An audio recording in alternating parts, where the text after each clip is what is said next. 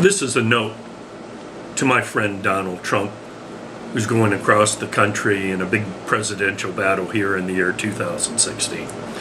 Donald, perhaps you're living and operating in some kind of bombastic billionaire bubble. You don't seem to understand that the current presidential campaign isn't all about you.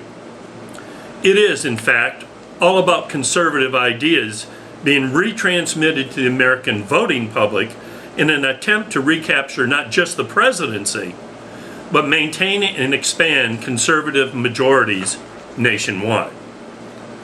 Perhaps you've never heard of the coattail effect. That is, when a popular presidential candidate gains favor with the public, oftentimes those who are running for lesser positions gain an advantage. This is critically important to maintain a governing majority. And yet you continue to mouth off about irrelevant subjects and make relatively outrageous claims that belittle those who'd love to support many of your ideas but do not like your methodology. Let me give you an example. Although it definitely is true that Barack Obama's quick push to end the Iraq War was decidedly ill-advised, using the term that he is a founder of ISIS is just plain silly. When folks make silly statements on multiple occasions, they become marginalized, not admired. You need more respect from the general public, and this is no way to get it. Other previous statements have been issued with a wrong emphasis, and that clearly indicates you have a serious deficit when it comes to public relations staff.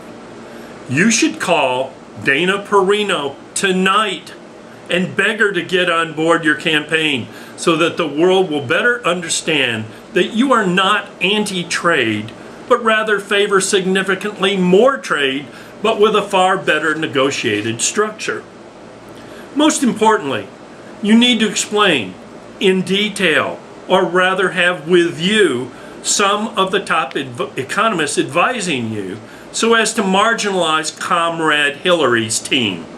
She's got loads of money, and that helps her a great deal when it comes to explaining complex subjects to the nation.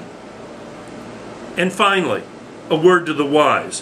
When it comes time to debate Mrs. Clinton, you could lose despite having superior logic because of your bombastic, highly aggressive, and negative tone. Tone matters. Nobody cares what you think of Hillary Clinton, but we do care that her misguided proposals get exposed to the fair light of day.